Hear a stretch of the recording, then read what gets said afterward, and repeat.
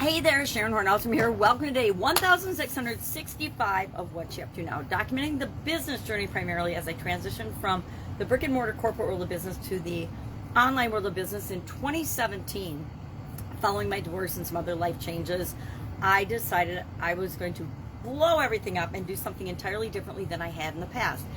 Prior to that, I'd been in corporate America over a quarter century while simultaneously running, owning, and growing and supersizing in businesses in different industries, in like 27 different industries. I worked and grew businesses before I came to the online world. And in the online world, I popped in the ClickFunnels world. If you know what that is, it's sales funnels. And really, a sales funnel is just a sales process. So it really is involved in every business and every industry on the planet, whether we call it that or not. Every business has a sales process or they're not in business. So that was my I became a certified partner back in 2017 when they had their original certified partner program, and then now they canceled that right after I became certified, and then so we were kind of on our own, which was fine because I didn't join the certified partner program to become a funnel builder for other people. I wanted to learn how to do things online for myself and for my businesses, and then for the people that I work with and partner with to do businesses. So I was cool with them canceling that. It was a quick, easy way for me to learn about the online world. And then now they've actually opened that program again, which I think is really exciting because it affords people an opportunity to start a business for a very little bit of money and be successful in a structured way. And a lot of times why businesses fail is because people just don't know what to do. And it creates a simple system that you can follow to do. And that's what I do, and that's what I teach people in different businesses and industries when they ask and when they want help.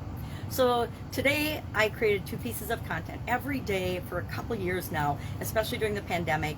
I decided I needed to do something personally to keep moving forward and in the direction I wanted my life to go when the world was kind of being just out of control and very difficult to understand. And I think, at least in the United States, life and politics and the world and what's actually going on is very difficult to understand. What's going on in the media, or according to the media, is very different than what's really going on in our country. And some people realize that, but unfortunately, I think a lot of people don't understand and don't realize that and don't see it. And we've been trained to not think for ourselves anymore. And I think it's critical that now being the present moment all the time, we need to think for ourselves and do what's right for us. Do what's right for how we want to show up in the world and what feels good to us. And usually all the negativity, all the lying, all the unethical behavior does not feel good to us. And so we choose not to participate. So today, our idiom for Supersize Your Business, we're focusing on confidence for the month of August in the annual BU 365-day challenge to do one thing every day that improves us.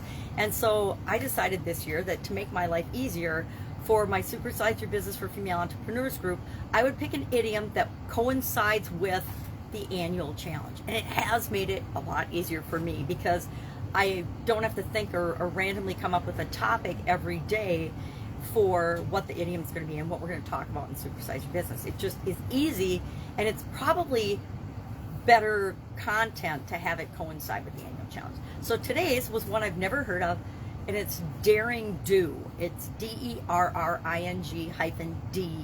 and I'm like, the heck is that? Well, it turns out it was a mistake in the 15th century by a poet named John Lydgate or something, and Edmund and Edward sound a lot alike. Spencer, he took it up from there, and that became a way to say someone was going to do a heroic act without thinking about the danger or the consequences.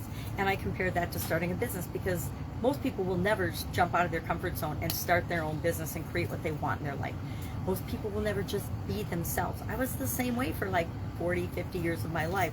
I was doing what I thought I should do, what the world and society expected of me to be a good person and successful. And some of those things weren't a match for my core being and my core values and how I wanted to show up in the world. So we talked about that. Our challenge today for the annual challenge was to talk about perfect timing, and that things in life actually happen to us and for us in perfect timing, although at the time it doesn't always feel that way. Usually it's upon retrospect that we realize, oh yeah, because that thing happened, it didn't feel good at the time, but it really was the perfect thing for me.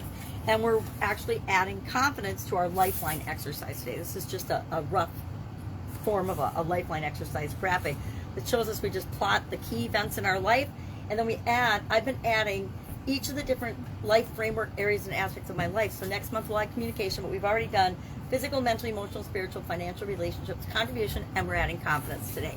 So we think about the main events in our life and and I asked myself, well, how confident was I when this happened? And I plotted on a graph. Now I've got a giant one that I built because when I decided I was going to add all the different life framework areas, but I use this one still because I can't hold up my giant one to show people. All right, and it's mine, and each one of our lifelines are different. So if I can help you in any way, hit me up. Hanging out with my beautiful granddaughters today. Very excited about that. Just ask, and I will be with you tomorrow. Bye.